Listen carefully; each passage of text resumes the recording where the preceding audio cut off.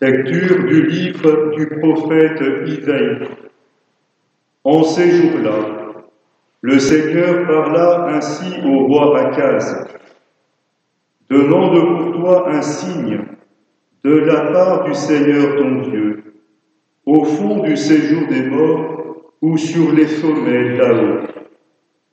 Akaz répondit, non, je n'en demanderai pas. Je ne mettrai pas le Seigneur à l'épreuve.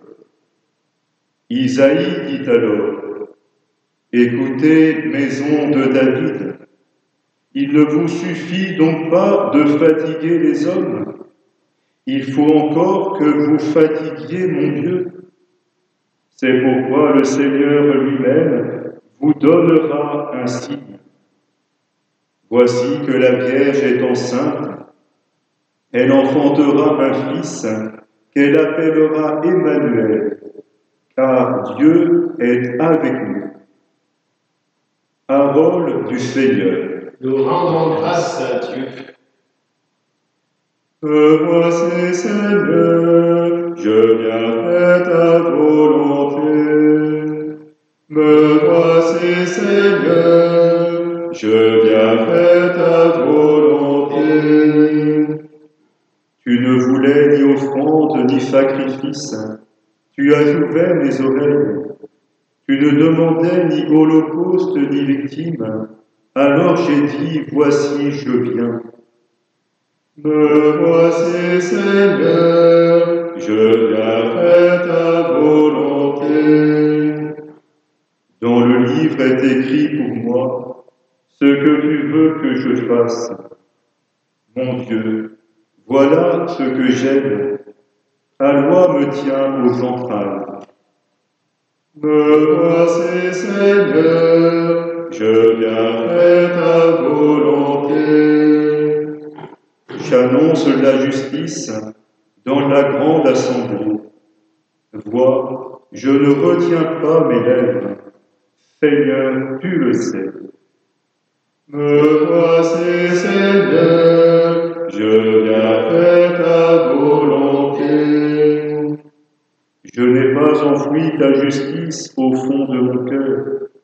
Je n'ai pas caché ta fidélité, ton salut. J'ai dit ton amour et ta vérité à la grande assemblée.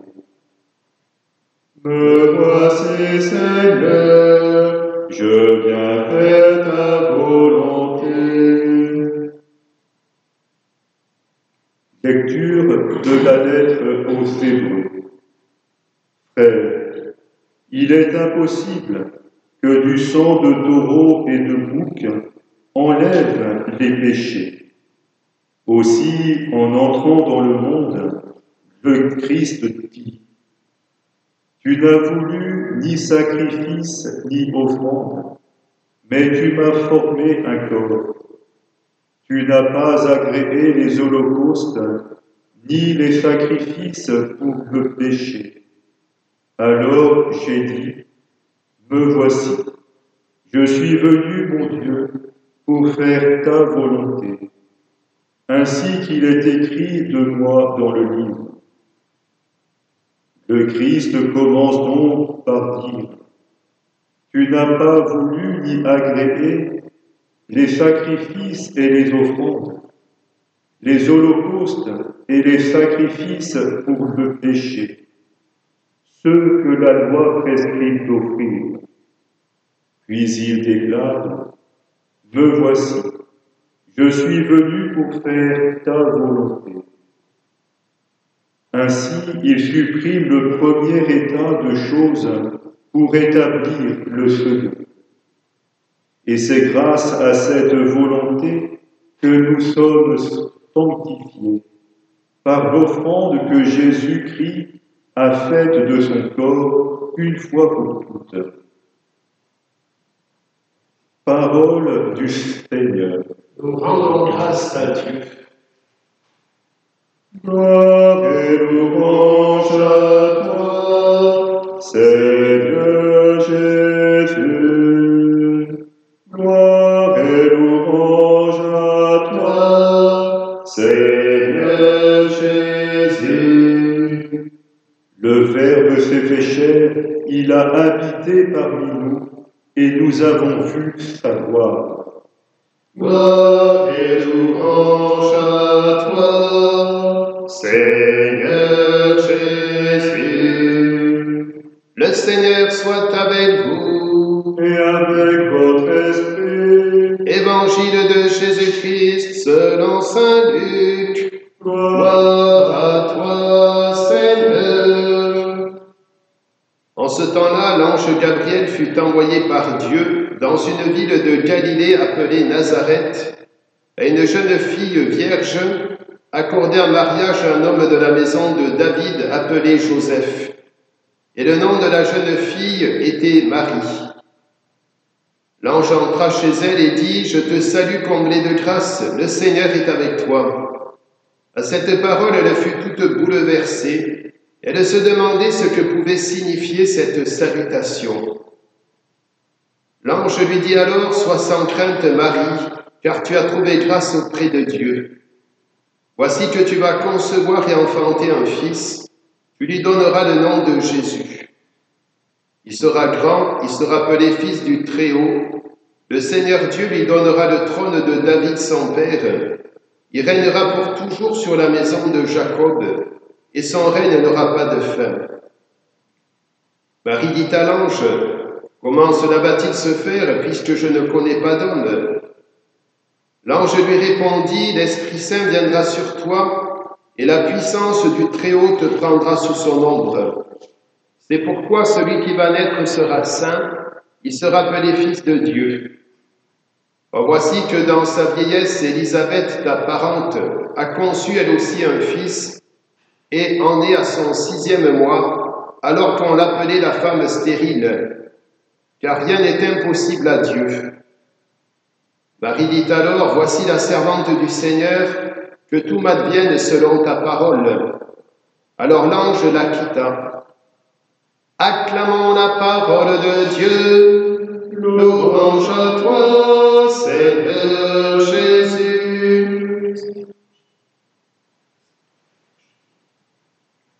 Chers frères et sœurs, nous voici de nouveau rassemblés à travers cette vidéo où nous filmons particulièrement cette liturgie de la parole, de la célébration de la messe de l'Annonciation.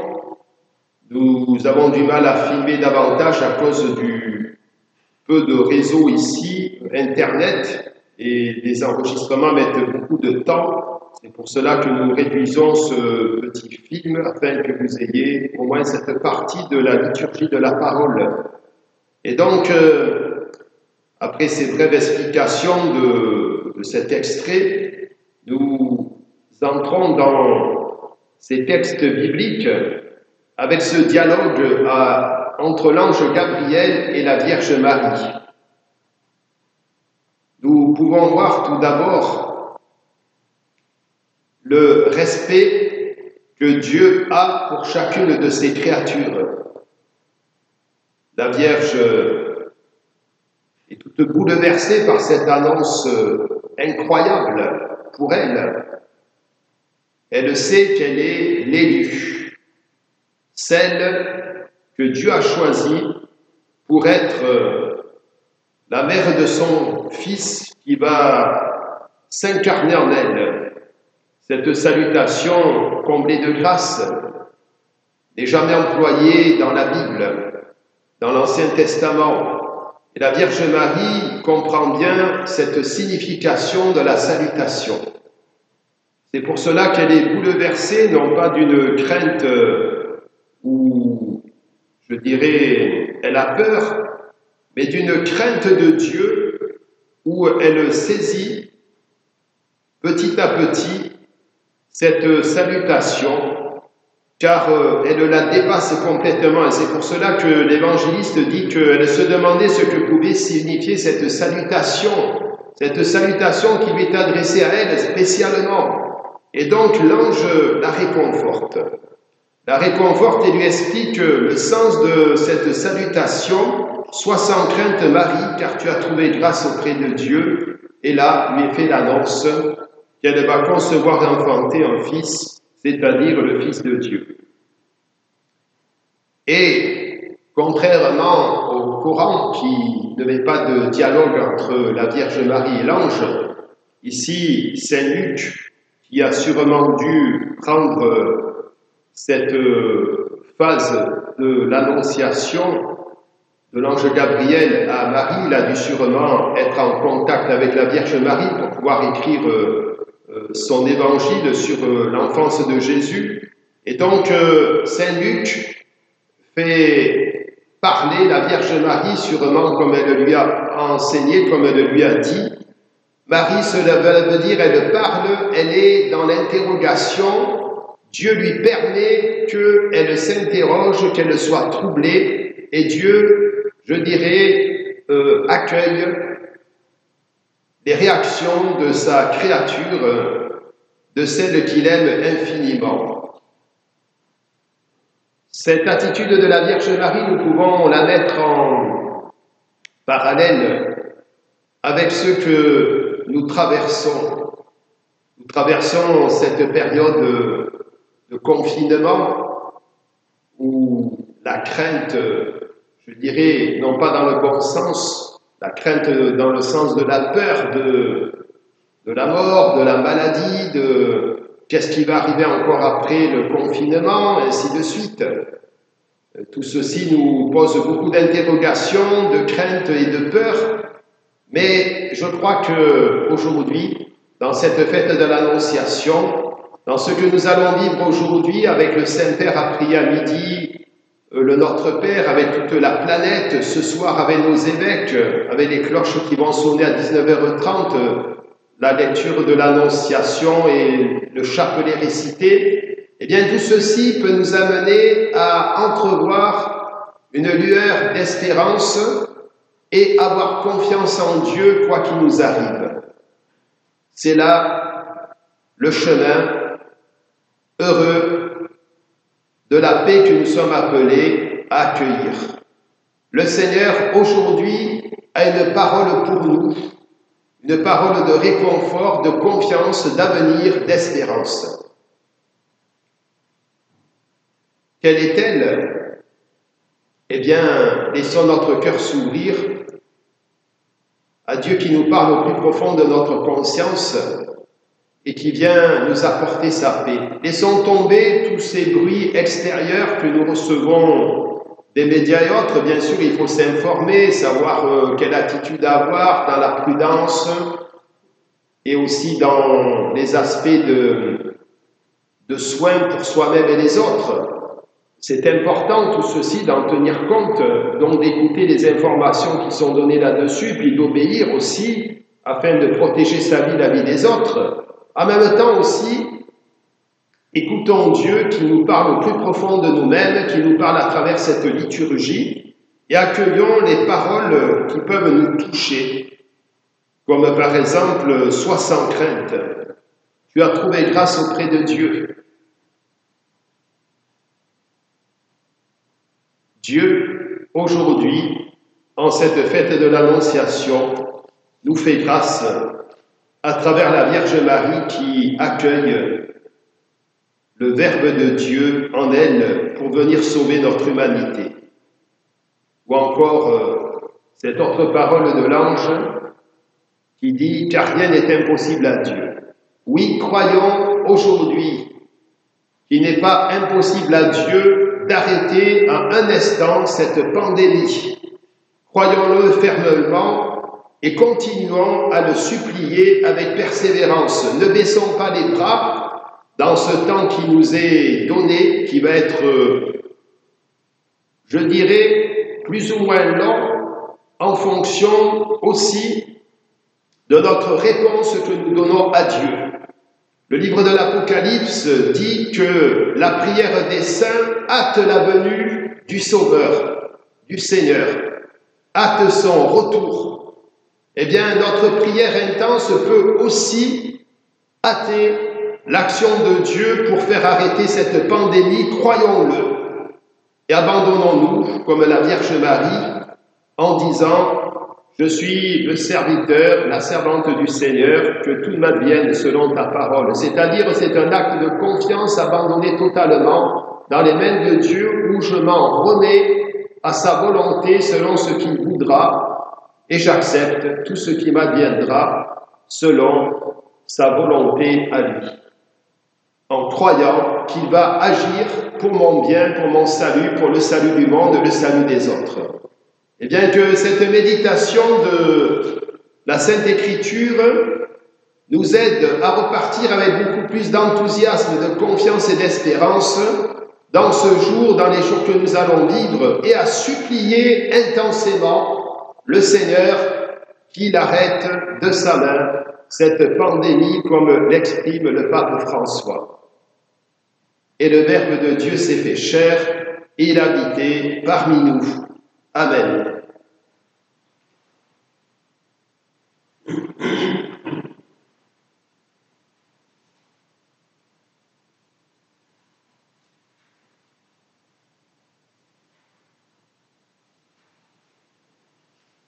Ensemble, exprimons notre foi, la foi du symbole de Nicée-Constantinople. Je crois en un seul Dieu, le Père Tout-Puissant, Créateur du ciel et de la terre, de l'univers visible et invisible. Je crois en un seul Seigneur Jésus-Christ, le Fils unique de Dieu, né du Père avant tous les siècles. Il est Dieu né de Dieu, lumière née de la lumière, vrai Dieu né du vrai Dieu, engendré non pas créé, de même nature que le Père, et par lui tout a été fait. Pour nous les hommes et pour notre salut, il descendit du ciel. Par l'Esprit Saint, il a pris chair de la Vierge Marie et s'est fait homme. Crucifié pour nous sous Ponce Pilate, il souffrit sa passion et fut mis au tombeau. Il ressuscita le troisième jour conformément aux Écritures et monta au ciel. Il est assis à la droite du Père. Il reviendra dans la gloire pour juger les vivants et les morts, et son règne n'aura pas de fin. Je crois en l'Esprit Saint, qui est Seigneur et qui donne la vie. Il procède du Père et du Fils. Avec le Père et le Fils, il reçoit même adoration et même gloire. Il a parlé par les prophètes. Je crois en l'Église, une, sainte, catholique et apostolique. Je reconnais un seul baptême pour le pardon des péchés. J'attends la résurrection des morts et la vie du monde à venir. Amen.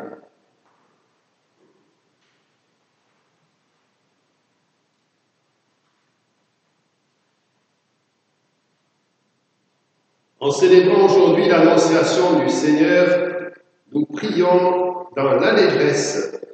Que la Vierge Marie intercède pour nous. Que la Vierge Marie intercède pour nous. Comme tu t'es penché sur ton humble servante, Père de miséricorde et Seigneur de tendresse, regarde-nous et prends pitié de nous. Que la Vierge Marie intercède pour nous. Comme le message de l'ange fut reçu par Marie, que l'Évangile soit accueilli dans le cœur de tes enfants. Que la Vierge Marie intercède pour nous. Comme Marie se fit obéissante à la parole, que tes serviteurs accomplissent ta volonté. Que la Vierge Marie intercède pour nous. Que la Vierge Marie vienne en aide aux malheureux, qu'elle soutienne les faibles et réconforte les découragés, qu'elle garde fidèles les prêtres et les consacrés, qu'elle prie pour tout le peuple croyant. Que la Vierge Marie intercède pour nous. Confions nos intentions au Seigneur. Seigneur, par l'intercession de la Vierge Marie, notre Mère, notre Reine, nous te confions tous ceux qui ont été touchés par ce virus. Nous te confions aussi tout le personnel soignant qui se dévoue avec amour, qu'ils puissent découvrir ton visage dans celui de leurs frères et sœurs. Te confions, Seigneur, tous ceux qui sont confinés dans les camps de réfugiés, tous ceux qui n'auront pas les moyens de lutter médicalement contre ce virus, confions particulièrement tout le peuple de Syrie qui s'apprête, après des années de guerre, à vivre cette pandémie. Te confions le peuple croate qui a été touché par le tremblement de terre. Te prions pour notre groupement paroissial. Donne-nous, Seigneur, de ne pas sombrer dans la peur, l'isolement, et au contraire de nous ouvrir à ton Esprit Saint, qui vient nous dire ne crains pas, ouvre-toi, donne-toi, transmets la joie de l'Évangile. Te confions aussi l'appel du gouvernement à des travailleurs pour l'agriculture, et que de nombreuses personnes répondent à cette nécessité pour nourrir le peuple.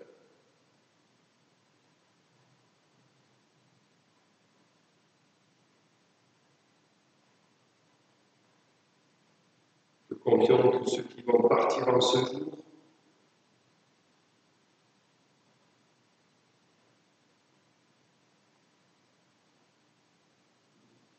Seigneur, dans ton admirable sagesse, tu as envoyé ton ange pour annoncer à la Vierge Marie qu'elle serait la mère de ton Fils, le Sauveur, et que nous accueillons avec toujours plus de joie cette grâce qui nous est donnée, et nous te confions toutes nos intentions afin que tu les exauces selon ton cœur aimant pour tous les hommes, par Jésus le Christ, notre Seigneur. Amen.